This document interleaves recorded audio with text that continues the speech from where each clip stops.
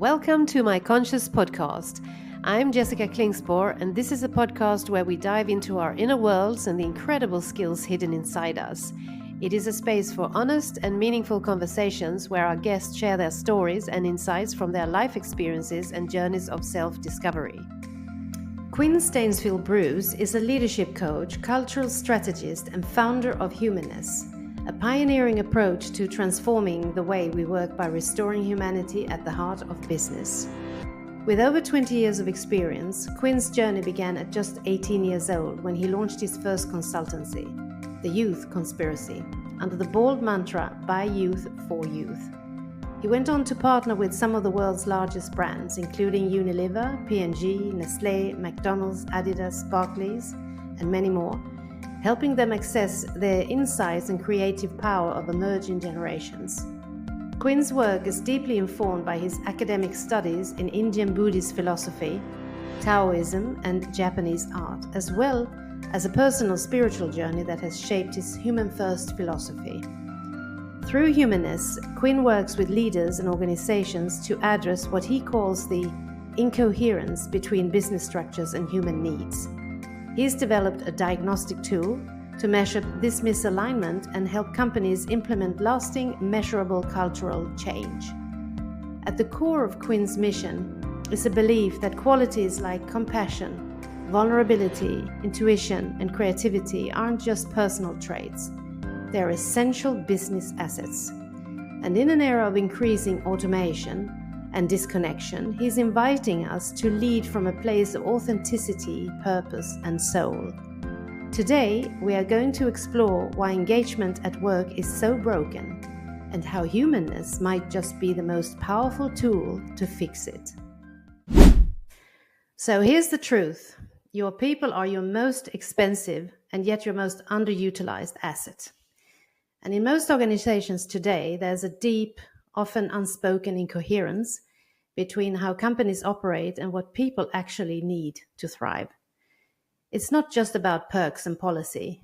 It's about fixing a dysfunctional system that's draining engagement, creativity, and well-being at scale. So my guest today is Quinn Stainfield-Bruce. He's the founder of Humanness. You have an approach that doesn't treat symptoms with surface-level solutions, but actually drives lasting, measurable, cross-organizational behavioral change. I'm so excited to have you here on the show, on the Conscious Podcast, Quinn. How do you feel today, emotionally and physically? Nice question. Physically, I feel strong. I've never felt, I've turned 40 in January, and Young boy. I've never been fitter. Well, it's subjective, I suppose, but I've never felt fitter or stronger or healthier all my life. So physically, and today I was up at 5, doing the gym, dropping the kids to school, doing some work. I feel great physically. Emotionally, it's another question altogether. I'm excited to be talking to you now. I feel like now is a very exciting time for us to be having this conversation. I feel I'm almost a little bit, I don't want to say bored because it's a negative connotation, but there's so much I read in the press at the moment about people's feelings at work and dysfunction and low engagement and layoffs, and people desperately trying to suggest what a solution might be, whether it be leadership styles or better communication or more well-being. And to be honest, I'm actually a little bored now after sort of running Humanness for 2 years. Watching people run around trying very hard with the best intentions to treat symptoms and actually totally overlooking the root cause of these things. So I say bored is wrong. Yeah. But it's, I'm almost, I don't know, there's a self-assuredness that I know that what we're doing is desperately needed. And I suppose there's a quiet confidence that comes with that as well, even though what we're proposing is radically new. Yeah, but I can understand what you mean with bored, because I mean, the same kind of solutions are coming up again and again and again, and we keep failing big time. And why do you think that all these leaders worldwide, big organizations, etc., they are overseeing the whole inner dimension where we need to reflect? We have to go inside to actually have an outer outcome, a change. Why is it overseen to this extent? Because of the scale of how broken everything actually is. You know, you said in your intro just then about the dysfunction of work.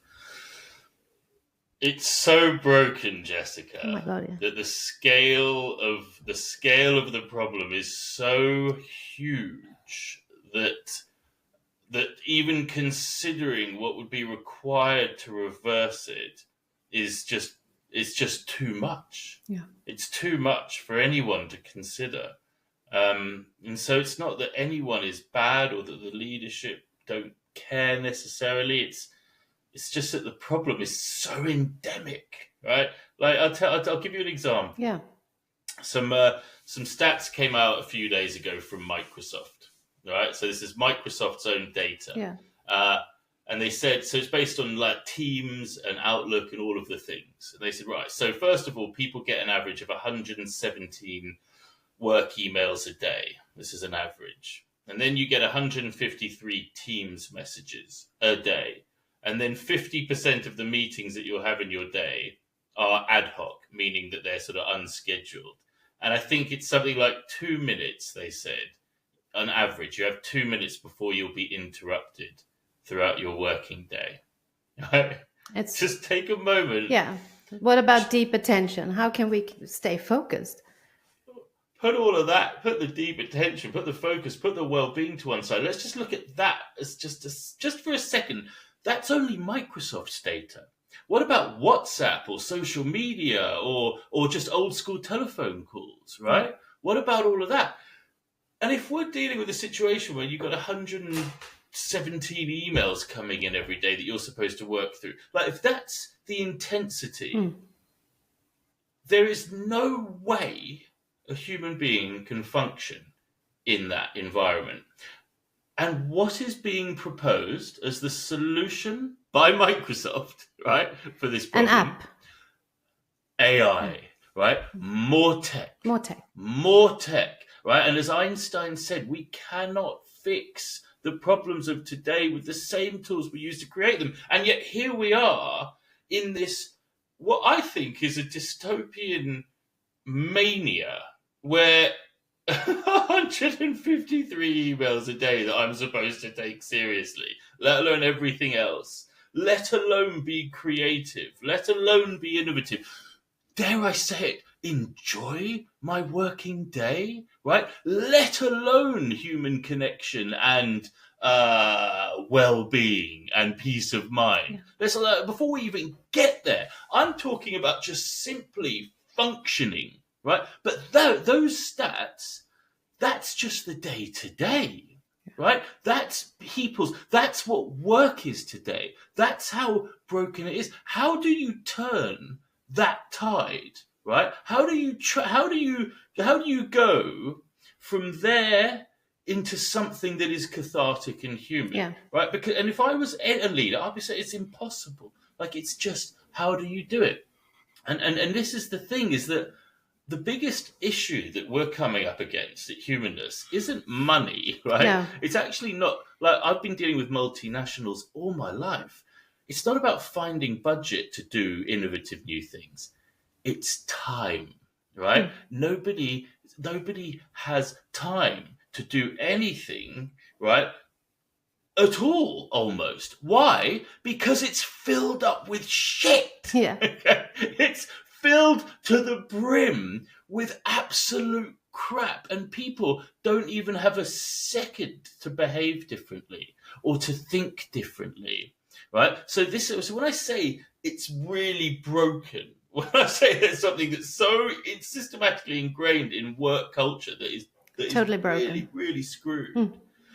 it's like that. So before we get into conscious leadership, or let's have better communication, or are we taking time to meditate during the working day, before we get into any of that, we have to acknowledge that the vast majority of energy being put out by people in work is going into pointlessness, just complete pointlessness, right? The vast majority of it. And so this is the scale of the thing that we're dealing with. But how do we change this equation? First step. So okay, just give us the solution in 1 minute. I'm just kidding. Well, I can give you some of the solution in 1 minute, because if there's one thing that I know about, it's transformation. Right? And my authority on this is that I went from being a completely self-destructive drug addict to being a man that I am so proud of today. Yeah. A father, a romantic partner, a business partner, a colleague, a client. Like I am a mentor, I am a sponsor, I am a coach. Like the man that I am today, I am so proud of who I am. And I know that 6 years ago, I was ready to kill myself because my level of self-loathing was so extreme, right? And I had lived my life for 34 years in that pain. And then I've spent the last 6 years transforming. So if there's one thing I can talk with unequivocal authority on, it's human transformation. Okay. And this is what is actually required. And so the 10-second version of how we change it is that transformation can only happen from the inside out, right? It cannot happen from the outside in. And so, when we talk about transformation, think about behavior. Like if you were to transform a car and you were just going to do it from the outside in, right? So we're going to take a car and we're going to change the wheels, we're going to change the paint, and we're going to change maybe some of the bonnet shape. We're going to tint the windows. Is that car going to run better or worse or the same as it did before? Maybe a tiny bit better for a little bit at best, but the actual engine, the thing itself, is still going to be as dysfunctional, even if it looks slightly better or maybe runs a little bit more efficiently for a little bit, right? And that's using a car as an example. Yeah, no. Let alone a human being. Mm-hmm. So when it comes to like work and on the scale of this issue, is that we have to treat organizations with the same consideration that this transformation is going to have to come from right at the very heart, and it's going to have to gradually permeate its way out, right? It doesn't happen overnight. It doesn't happen with a process. No. It requires time. And that's the thing that scares most people right now. Yeah, and to be uncomfortable in things. We got so comfortable being in our comfort zones that getting out there in the friction, that hurts. So people tend to stay like, oh, somebody else can do it. I don't want to change. But what was the aha moment that led you to start Humanness? And I mean, your mission is so beautiful. And when the mission is bigger than ourselves, we sort of tend to, like listeners, wonder, what was the story, if you would like to unpack it a little bit more, that led you to start Humanness? Because it's also, when it gets more raw and authentic, the personal story behind it, it's what's really inspiring to people, and also encouraging people that, oh, if he could do it, maybe I can also do it. We tend to think that my story is not inspiring enough. But when we scratch on the surface, we all have stories that I would love to share with the audience to inspire people to actually go more deeper inside. So please, Quinn. Well, I guess I didn't have a choice, Jessica. We have a saying in 12-step recovery, the gift of desperation, right? The great thing about addiction, for example, is that it's so bad that you have to you're willing to change everything in order to not have to live like that anymore. Yeah. And that's the thing, is that radical transformation is a gift. addict, and it's very scary, like you said earlier, and it's very hard. But for me, it got to the point where I just didn't have a choice because I couldn't go on living the way I did. So in Humanness's birthing, you know, the story that I tell people is that when I was 12, and this is my hero's journey, if you like. When I was 12, my mother left. Oh. She took my sisters with her, and left me with my father.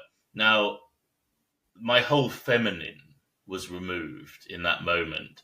My mother and my sisters going. Wow. And I didn't realize this, but I spent the next however many years up to the age of 34 convinced that I was an unlovable and worthless piece of shit. That if my own mother doesn't love me, then I must be broken. And I dealt with this in two ways. I dealt with it, one way was high achieving. I achieved. I started my own ad agency when I was 18, working with multinationals, and was very successful very early. And the other way I coped with it was with drugs and alcohol. Both of those are equally unsustainable. In the long run. If you need to high achieve and take drugs in order to feel okay, you can't do it forever. So that was most of my adult life up to the age of 34, which was 6 years ago. In that time, I did have some profound professional success. I worked in advertising, again, with most multinational organizations. And when I came into recovery 6 years ago, I realized that I could no longer simply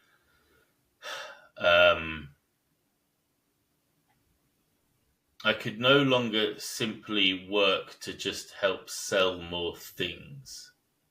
Like the materialism that had been a big problem for me, wasn't something I could just directly work in. But what I realized I cared deeply, deeply about was human beings. So whereas I may not necessarily care about selling more products, and that wasn't necessarily what got me out of bed in the morning anymore, I do deeply care about the human beings. And I'll tell you what, I would love to do work. I would love to work with big oil, big energy, big tobacco. I'd love to work with all of these big establishments because I genuinely feel it's with those human beings that we can do the most good. Yeah. So for me, advertising wasn't something I was going to do anymore directly. However, we had been using some very powerful creative processes over 20 years that I realized had far more magic in them than at first glance. Mm-hmm. We used ancient human ceremony to drive creative processes. Already then, back then? Going back 20 years. Actually, Really? It was my father. My father, who's a creative director, had been doing it even before then. And he's very creative and shamanic, my father. Wow. And so he had introduced these processes to he was working with all sorts of big multinationals doing this stuff. But it was all very focused on the creative process. But I was witnessing things happen here. I was witnessing people have an opportunity to connect with themselves emotionally with their teams, to become more vulnerable, to become more honest, and in doing so, become more creative. Correct. And I said, okay, there's something really powerful here. I need to figure out what's happening. The second thing was that the world was changing. So lockdown and the pandemic had happened. Low engagement numbers were skyrocketing. Mental health was collapsing. Suicide rates were going through the roof. Addiction rates were increasing. Like the world, I was witnessing things clearly being broken. And then I was going to multinational organizations, seeing their offices post-pandemic and just seeing the sadness in these buildings. And it didn't matter whether it was big tech or FMCG or retail. It was the same everywhere. There was a palpable sadness. Oh. And I suppose one of my gifts is I feel feelings really profoundly. It used to be a curse. It's a gift today. And I could feel the sadness and the disconnection. And it was, but I didn't need to. The evidence was everywhere. Gallup were doing polls. The big consultancies were doing loads of research into it. People were deeply unhappy. And then you had quiet quitting and all of these. And then was it like, and then there was all of the various other quittings, was it brown quitting or something? It's like, it was happening. People were leaving. People were deeply unhappy. 91% of people in the UK wanted to leave their job, right? Things weren't okay. So I was like, okay, I'm on my journey of recovery. I understand that transformation is possible and it must happen. I have these processes that I've been using with brands for years, right? With very powerful results. And actually, if I was to take those processes, apply them to my journey of transformation, and then treat an organization like a living creature, not the individuals, but the organization. Like a living organism. Literally a living organism. Because it wasn't about, for me, it's not about awakening individuals at work. It's not about well-being at work. It's about the organization is a sum of its human parts. And if those human parts are fundamentally disengaged and sad, then the organism is going to feel that. But if we can treat the organism and create healthiness and create vitality, then the whole organism starts to thrive and elevate, right? So for me, I reached that point a few years ago, and I was talking to all sorts of people, really cool people of the industry, including Sir Martin Sorrell at one point, and identifying that there was a creative problem in the world of brands that wasn't going to get fixed by an outside consultancy. It had to come from within. And so this process that me and my partners created, the Humanness journey, is that process of transformation, where this very powerful, using ancient human practice, ancient human ceremony. Like indigenous wisdom. Literally. But you were super religion. Before your time talking about all these ceremonies 20 years ago. Yes, well, we didn't really talk about them because people thought we were insane. We said we had a very powerful creative process that will solve this problem. Just come with us. And once they were there, it was too late for them to back out. If we had told them what they were doing, most people would have never done it. And then they ended up loving it, probably. It was an unbelievably powerful experience. But the problem with it was that it was like rehab, right? Rehab is very powerful. If you send some people with eating disorders or alcohol problems to rehab, they will come out of those 4 weeks saying their life has changed. It has been the most amazing thing. Their life has changed, and they will mean it. But within about 6 weeks, on average, 99% will have fallen back into old behavior. Yeah. Whereas recovery, which is a daily behavioral change, is far more successful. So what we were doing with our events in branding was really powerful, but the energy died after 2 months. Yeah, because you have to keep on having the engagement going. Yeah. Because you have to sustain it. If you want to change behavior, you better be willing to practice that required behavioral change. And this is why people are not so keen on doing that, because that takes effort. Yes, and this is why I said the gift of desperation. Yeah. Because what makes someone willing to put the effort in to change? But here's what I think is happening in business, Jessica. I think that things are starting to get painful enough, right? When shareholder return is getting hit, right? When productivity is not recovering, when the only way of sustaining a share price is by making thousands of people redundant, which again is unsustainable, right? Then eventually the pain will get intense enough that people will have to look at something more radical. And like when the pain of doing the unknown, right, seems less than the pain of staying the same. Yeah, that is the shift. The unknown. Beautifully put. I think we're at a tipping point. Yes. And I've had to painfully watch this for the last 3 years, Right? Do you have any idea how hard it's been pitching this? Yes, I do. I can imagine. I mean, of course, I know you do. Yeah. But I mean, it's like music to my ears to listen to what you're saying, that this is happening now, that you are approaching, there are people like you, formed a company like you have, approaching the big multinationals where, you can enter those organizations and ripple this out, because we don't have time on our side. What we need is alignment.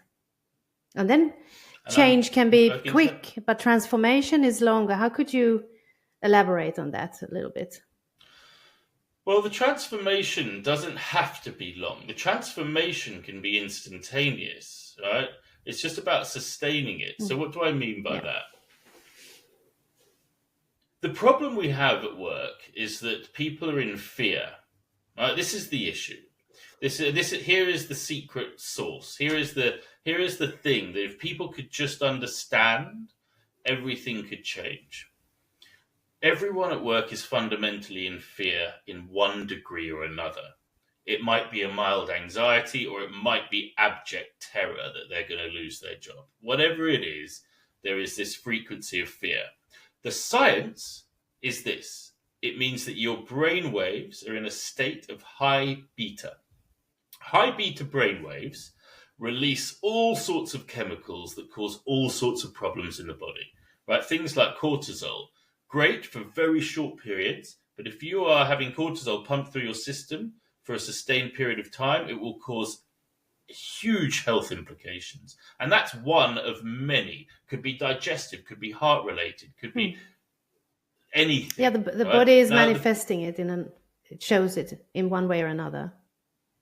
We don't even need to use the word manifest, right? It's like if you are releasing a chemical into your body, right, sustained over a period of time, it's going to cause you problems, and that's what's happening. The manifestation side of it, the psychosomatic side of it, the other things that get created through manifestation. I mean, it's a whole nother can of worms to open.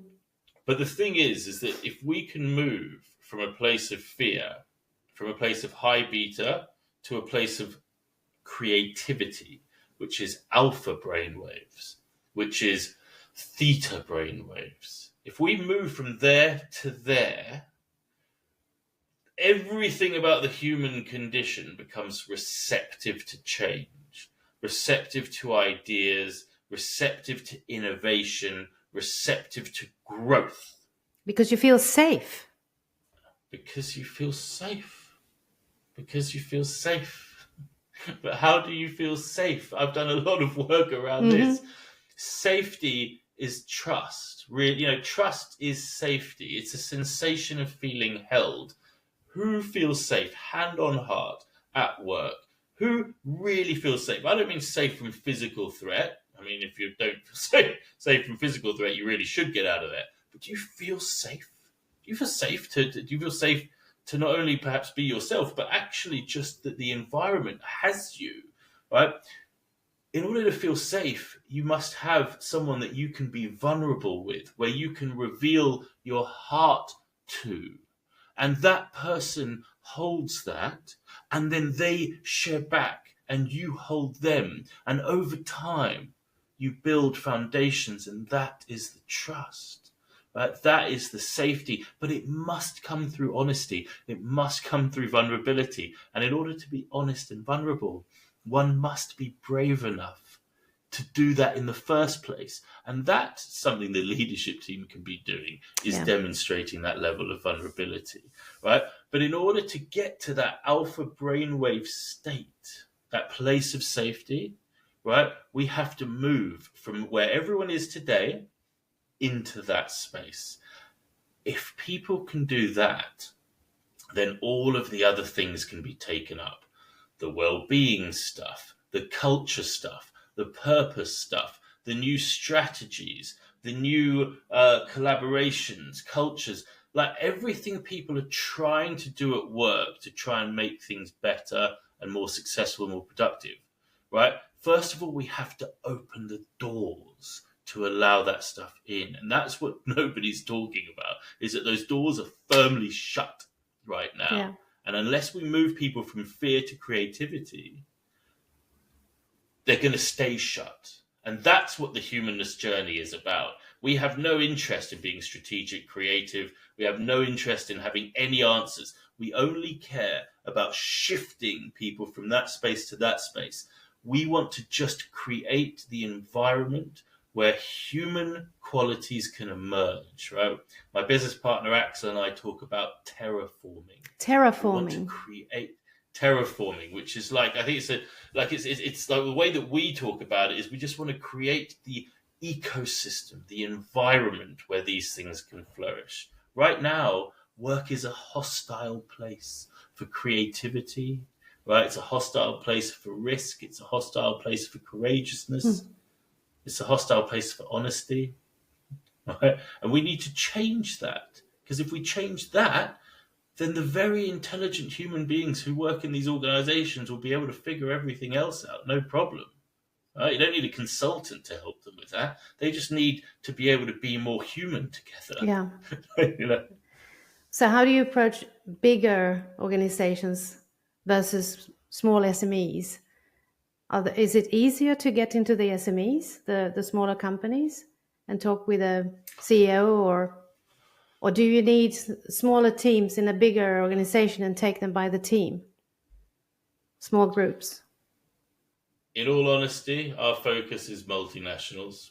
That's the conversations that we're having, and we are finding pioneers, and we're finding the brave people within this organization who are ready to take, to start these processes, to start these steps. That's so cool.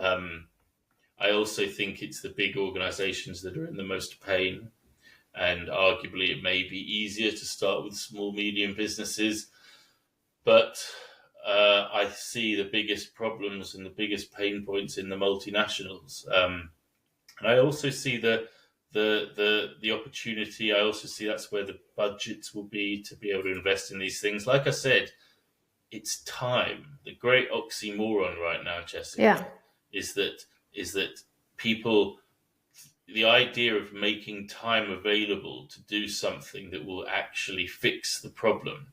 If the problem is 157 emails a day, how do you change that? Like you said earlier, how do you change that? You have to be radical, right? You have to be radical. You have to get your team together and radically turn that thing on its head. Like there is no breaking it down through attrition. Now, in order to be radical, you've got to be brave. And in order to be brave, you have to move from fear to creativity. Yeah. Right? And are you willing to make the time available to become brave? That's the question. But what are the most common signals leaders miss that indicate their organization is becoming disengaged or incoherent? Yeah, that's a good question. I think disengagement can be seen just by productivity levels dropping, by KPIs dropping, creativity dropping.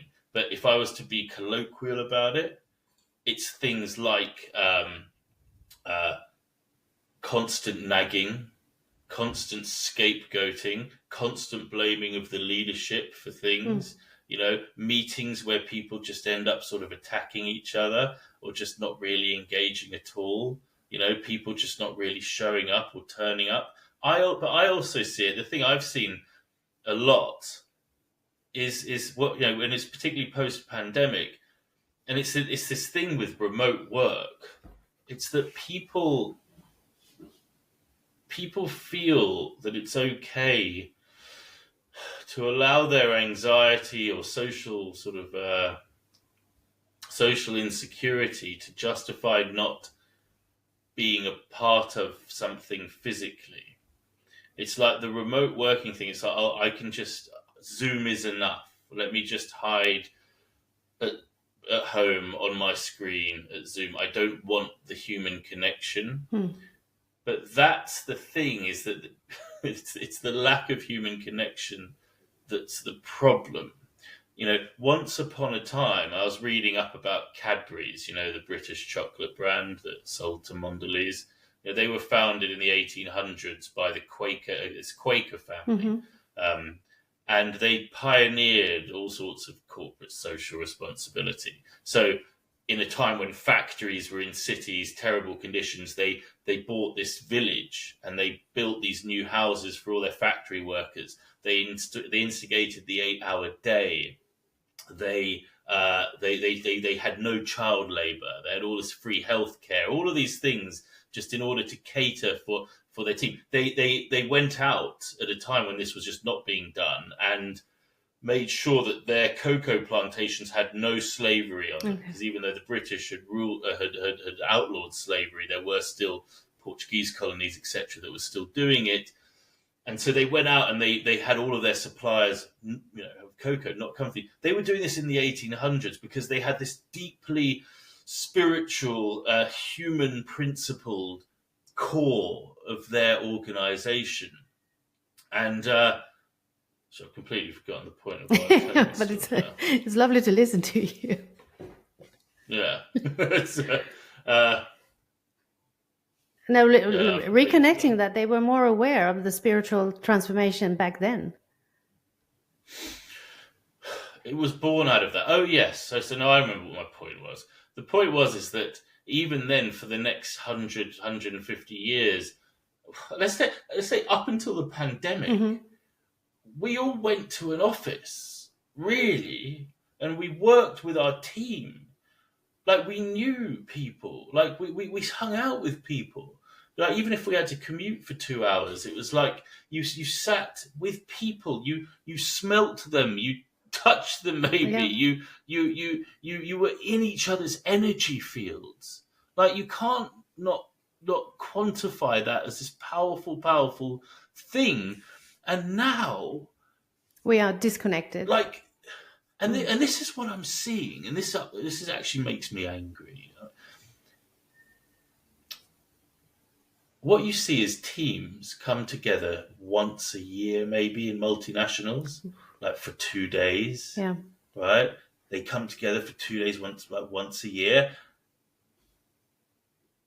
And, and that is a big ask. It's a big ask to I've got to now do this thing where I'm going to come together with my team. It's like somehow that's something I don't want to do. And then what you also have, and this other thing is actually pissing me off, is what you see all over LinkedIn at the moment is senior leadership flying into the various different business units for the day, taking a load of photos, having a talk about something, putting it all over LinkedIn and justifying that as having connected deeply with their team. Yeah. Now, I'm not blaming them as having, but the idea that now ticks the box of human connection, that the leadership of interacting with your team because you spent a day at an event talking probably mostly at people, that classifies as human connection when you compare to what we used to do as a species at work pre-pandemic, right? Where people would come together and be together. So the Cadbury's example is that this wasn't just at work. This was a whole community of people. And that organization thrived, and there's countless studies done on it. And today, human connection is just not even... It's just not even acknowledged that it should be a thing at work, right? It's just not even given the credit, and this is this sickness that needs to be addressed. This root problem, and again, it goes back to time, making the time available for the transformation to happen. And even if it's one day, a quarter, for a year, that commitment is where you start. Yeah. Right? Even that is to be honest, what I've come to realize, Jessica, is that how do we start? We start small, but we start with commitment, right? We start with willingness. That's it. That's what we need. We don't need a lot of money. We don't need a lot of time. We just need 100% commitment to the transformation that's needed, right? And if that starts off as we're going to commit to 4 days a year where we are going to just commit to being human together Yeah. and allow that to ripple out, so be it. That's where we start. Where I believe it goes, eventually knowing what transformation looks like, because my life today, my personal transformation, is a life beyond my wildest dreams. I could have never imagined where me stopping drinking and changing my life and putting human principles at the heart of my day-to-day, what that would then look like for me. Wow. I had no idea. Right, so I know that just even if we start small, but with 100% willingness, amazing things happen. And maybe we have to reimagine what is success as well. What do you think it is? Well, for me, it's inner peace in everything. I mean, we are born with the same inner capacities, just like we are born with the same physical bodies. I mean, if we are lucky, we have 10 fingers and 10 toes, etc. But I mean, we've been so externally focused on what's visible for the eye, and focused on how to change that. We know that going into a gym now, we cannot just watch somebody else training to get a six-pack. We actually have to do it. But my hope is that all this inner training will become as essential as the physical has been up till now. That instead of going to do a workout, we will be able to say, I'm doing a work-in today, that the inner work. Correct. I couldn't agree more. Like normalizing ancient human behavior. And that has nothing to do with any hippie shit. It's like we have this technical device we are walking around with, this design. And, 95% of us don't really know how to use it. It's all conditioned programming. This is what I try and explain. Do I look like a hippie? Right? Do I look like a hippie? I spent most of my life on the terraces of Chelsea Football Club. I spent, the last thing I am is a hippie. This is stuff that has just viscerally changed my life. And now, today, there is so much science that just proves and packs up all of this stuff. Well, thank God for science, because it's the new modern language for mysticism. It's finally evidence-based. That's what I love about it, that you can tell the doubters that what's happening in the brain when you do a certain meditation, etc., when the vagus nerve is activated and when you feel safe in the system.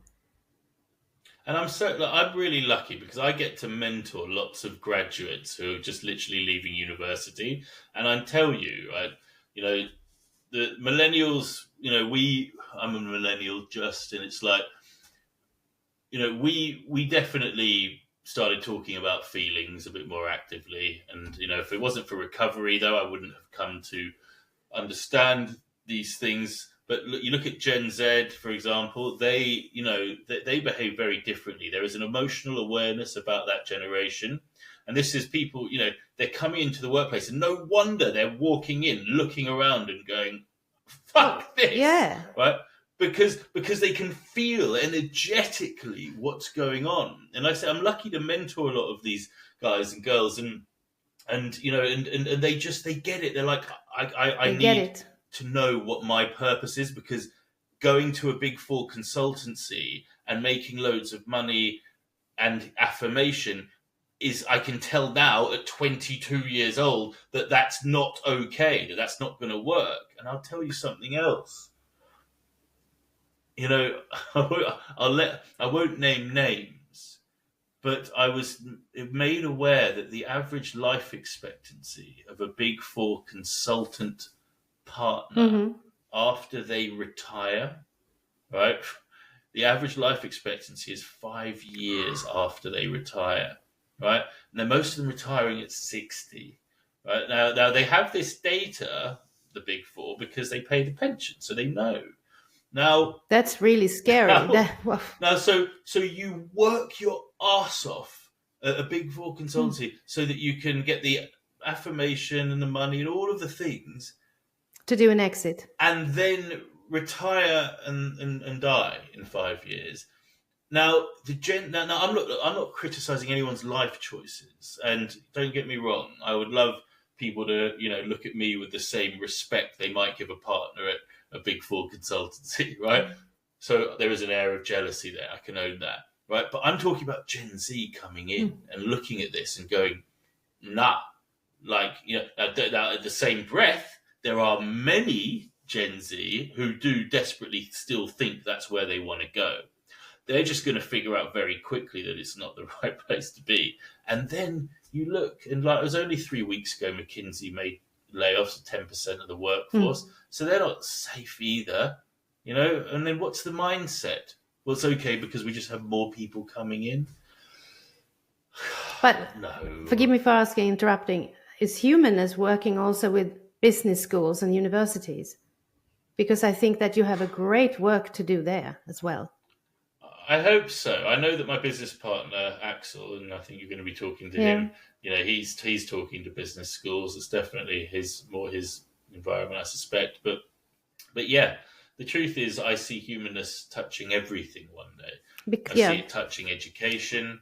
I see it touching to just like every aspect of life, because it's all it really is the restoration of human qualities to the heart of what we do. That's the transformation. Yeah. Honesty, courageousness, creativity, purpose. It just so happens that I know how we get there because of the process of transformation that I've had to go through. Exactly. So you're speaking from your authentic truth, and that is why it's so credible, what you're doing. Well, I appreciate that, Jessica. Sometimes I feel... we are humans. We are also humans. So we have, but I mean, also like the school system is as broken as the corporate space. Bless them. So I mean, you could have a big influence there, transmitting your story, and more open for belief. Fear of sounding like Adam Newman's wife in the WeWork couple, but I would love a human. Yes, I would love it because I can tell you right now, at the heart of it would be emotional awareness. Of course. I tell my own children, I say, I try desperately. They are very emotionally aware, my children. I mean, they don't meditate even as much as I'd love them to. But they do what their friends are doing. So I mean, it's normal here in the Western world. But I mean, in the Orient, they implement meditation in the lowest degree in school. I mean, they start from when they're 8. They don't have Pac-Man. They have meditation. Pac-Man, I like it. But exactly. But they should do. But the things my children do. They do know how to talk about feelings, and that is worth everything to me, because then, and the thing I say to them, there was a rabbi who said this to me recently, and he goes, when you're talking to your kids, this is the thing to say, certainly said to say to my sons, is that I love you not because of the exam results you get or because of the sporting achievements you do. I love you because I'm your father, and I love you for you. And when I tell my sons that, they smile really sweetly. And my sons are feral, they're animals, right? But when I talk to them like that, something really resonates in them, and where they get to just go off. And it's so all of the pressures of school and social and all the things just get to just dissolve. Yeah. But again, that I would want that level of vulnerability at the heart of an education system. Human qualities, Jessica. Human qualities, exactly. I mean, it's such a gift if you as a parent can talk about this and make them feel safe at home, in the family. And if they can, nourish a kindness within them, a kindness nobody can take away from them later in life. This is how I learned what my worth was. This is how I learned what how to have self-esteem. It's the things, it's the parts of me that I have infinite abundance of, that nobody can take away. It's the fact that I am kind, honest, all of these things to the best of my ability, loving. Yeah, and then you translate that into choosing between love or fear. Because if you... faith or fear. But I mean, faith comes more from love. Yes. So the big two forces in the world I see is love and fear. Yeah. And nourish that. Well, that's my inner purpose, is to love and be loved. I try, because again, inner purpose is a state of being. It doesn't change, and so I know that if I start my day with the best of my ability to step out from a place of love, yeah, that I probably won't have any regrets at the end of the day. No, and it's also a frequency that the world also start to act in, believe in, think from frequency more than things, items. Agreed. Yeah. So how do you measure, other... I have a couple of last questions. How do you measure the impact of humanness at work? What are the tangible outcomes you are seeing in the companies you work with? Right. So there's two ways of measuring the outcomes. Well, there's three, actually. The first one is we have our own diagnostic tool called Key Humanist Indicators, where we can measure the impact of things over a period of time. The second way to measure it is against the corporate KPIs. So if you're dealing with a team who, I don't know, innovation or perhaps it's HR and they want to measure their ENPS scores, you measure against the KPIs, the subjective KPIs of the team, right? So there's those two empirical ways of measuring. But for me, I don't care about either of them, right? Because for me, it's an energetic measurement. I love that. And I love that you say that you really don't care. And what you do care about is the energetic impact. Well, if you walk in a room, right? You walk in a room of people, you can feel the vibe, right? And you also can feel your own vibe. You know what you feel like when you wake up in the morning. If you're, so if it's working, you're feeling it, right? You're feeling good. Everyone's feeling good. Yes, you can measure staff attrition rates that are no longer spiraling out of control, and people's productivity and work ethic and happiness scores are all boosting. Sure. But for me, it doesn't matter. It's the experience that happens because people feel it. And on our processes, where you sometimes will have tears, sometimes we'll just have true bonds being created between colleagues, and ideas and innovations coming out that could never have been fathomed before. That feels exciting. That feels purposeful. Yeah. Energized. Imagine being able to just be so excited. Yeah. Just about showing up. Yeah, amazing. So what if you were made to be a CEO of one of those Fortune 100 companies tomorrow? What would be the first thing you would do to make work more human? Yeah, I think it would be quite a scary idea. I would love to hear that scary idea. I just think putting me in charge, I think would be a scary idea because I'm unbelievably radical, I think, with my approaches to things, and notoriously heavy-handed. But the most important thing is honesty. Okay, we have to have honesty. If I can't be honest with myself, then I am screwed. If I don't know that I'm scared or that I am angry or that I am jealous or that there is some other feeling going on, then my behavior is going to be dysfunctional, right? So I must, first of all, be able to be honest with myself, and then I can be honest with other people. The thing is, not only are people not being honest at work with each other, but they're not even being honest with themselves most of the time. Do you like how long it took me to learn to be truly honest with myself, to look inwards and do this?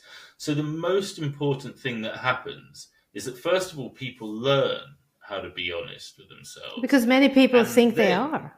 They are not even aware about the programming. It's absolutely true, because people think that to be honest is to don't lie, don't steal, and that's like a snowflake on the top of the iceberg of what being honest is. We put up so many barriers between us and our truth. in order to protect ourselves from not having to feel things, that the actual effort sometimes required to break those barriers down is really hard. But I'll tell you, the best place to start is by sharing vulnerably with others, at least what's initially going on. So the first thing I would do if I was CEO is I would prioritize and pioneer radical honesty.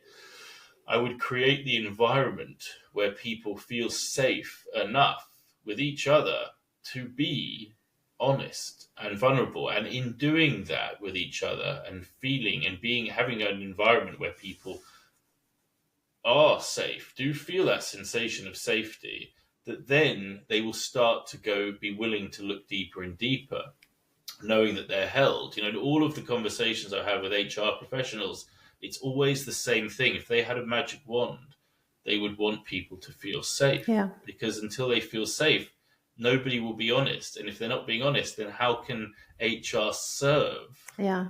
In the bigger picture. Serve people? You're right. Yeah. But so honesty. Beautiful. And what is the one thing that you would refuse to do, no matter the pressure? Gosh. Being a radical CEO, a radical human, radical honest. Because when things are getting tough and there is a lot of pressure, all this talk sometimes becomes, it just disappeared and enter the sales figures again. I think the answer to that question is probably a reverse of the answer to the first one, which is dishonesty. Oh. Right? I was dishonest for 34 years of my life, to myself and to others. Not all the time, but I was. When I used to turn up at work in the past, I would lie to myself 5 times before I even arrived in the office. I would lie to myself that I cared about the job. I would lie that I cared about my colleagues, that I cared about my clients, that I cared about the product, that I cared about any of it before I even arrived. Yeah.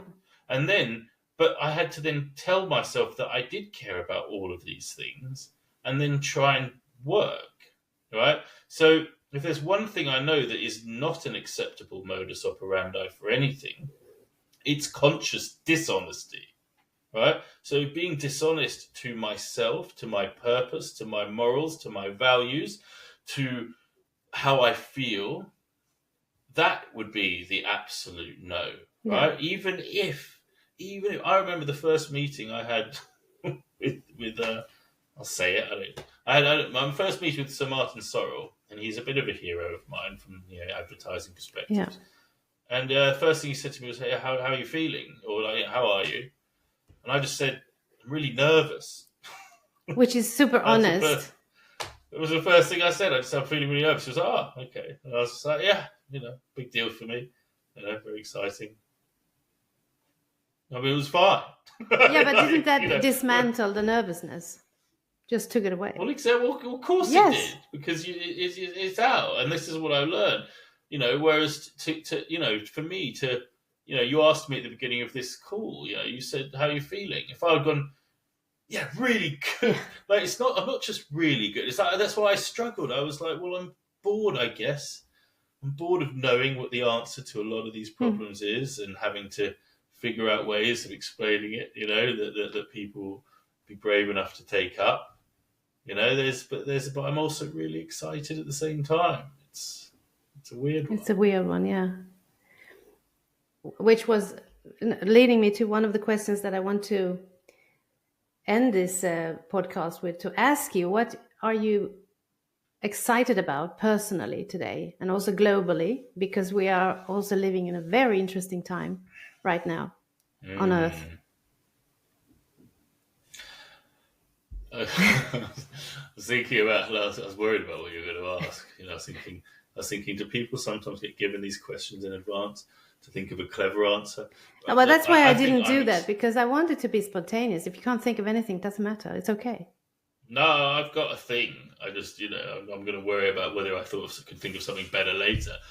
Oh yeah. Usually that happens to me. I'm excited about change, right? The geopolitical situation, the cultural situation, global situation, the global awakening that's happening, the consciousness, spiritual awakening. There's religious revival. There's Christianity everywhere. And I mean it. All of this from a fairly good place. Like there is a lot of change happening, and change is exciting, right? And who are we to say, Jessica, whether change is good or bad? We don't know. We're not God. We don't know what is good or bad, right? But one thing I do know is that things cannot carry on the way they are, right? So change is exciting. What's going to happen? I don't know. Some of it might be good. Some of it might be bad.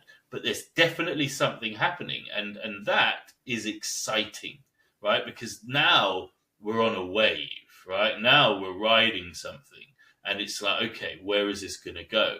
And it for me, it always comes down to the fable of the Taoist farmer. Right? This has helped me through seriously difficult times, and it's famous. I mean, if you know it, apologies. There's a Taoist farmer, and his neighbor one day looked over the fence and saw he had this beautiful horse, and he said, "What a wonderful horse! You're so lucky." And the farmer said, "Maybe." And then the next day the horse ran away, and the neighbor looks over the fence and says, "Oh, you're so unlucky." The farmer goes, "Maybe." The next day the horse returns, but with 7 wild horses. And the neighbor goes, "You're so lucky." He says, "Maybe." The next day the farmer's son, who's breaking in one of these horses, falls, breaks his leg. The neighbor says, "You're so unlucky." Farmer goes, "Maybe." The next day, the army come around to conscript young men, and they look at the farmer's son, and they say, "Oh, his leg's broken, we'll leave you." And the neighbor says, "You're so lucky." And it goes on. And the point being is that we don't know what is good or bad. The suffering comes in us trying to control it, right? Us trying to think that we know how things have to be, and desperately trying to make that happen in the idea that that's going to be happiness. Whereas with all of the change happening in the world right now, it's like, well, one thing we can be certain of is that things are changing, and that, good or bad, is exciting. It is exciting. So what's the next step for Humanness? That's something that you want to share, that you are doing or are doing at we are looking for pioneers. Yeah. We are looking for those brave people. We are looking for the people that speak our language, that resonate on our frequency. We're looking for those people who are ready to try something new, genuinely new. Yeah. And they are out there. They certainly are. At the moment, we're putting up our bat signal, and we are, seeing who responds. And this is transformation. This isn't about let's quickly do something and hope it fixes things. This is going to happen over time, and we are here for this journey. Yeah. If this is what I do now for the rest of my life, I know that it will be fulfilling. Absolutely. Thank you for that you are doing what you are doing, because it's so important that I have this hashtag, find the others, in this all global awakening, because I really do believe that, well, inner development, first of all, it's an individual thing, but it's not an individual pursuit, because it's a collective thing. We need each other, and we are our relationships. So I really do believe in this collective consciousness increasing now. Finding you, finding Axel, and putting together our network of contacts. Because I do believe we are stronger together. I'm very grateful for you, Jessica. I'm very grateful for you. And, and you are one of the early pioneers of this stuff. And I also think that women have been pioneering this for some time and have known intuitively about the need for this change, for some time. And I also like to think that the leadership changes in corporations, where more and more women have been stepping into leadership roles in various degrees, has actually energetically paved the way for more of this awakening and more of this transformation to come, even if it hadn't been conscious. So I'm grateful to you and because women are others. Portals. We are mothers, even the ones who doesn't get any kids like me, but we are potentially mothers. And I think that opens up the dimensions. What we really are in the need of, that from my perspective, is the men like you. So thank you for stepping up there and showing that vulnerability, because that is not a weakness. That is really something strong. And radical honesty, beautiful. So I will share Humanness, all the social media or the contacts, how to reach you, and in every platform you are visible, and to spread this podcast up to networks that you might not yet have contact with up in the Nordics. They are very receptive and open to these kind of things. And so I really thank you for being my guest here today in the Conscious Podcast. And keep doing your work. For that, please. I'm eternally grateful, Jessica. Thank you. Thank you. It's been lovely having this conversation. Be well. So much love. Everyone.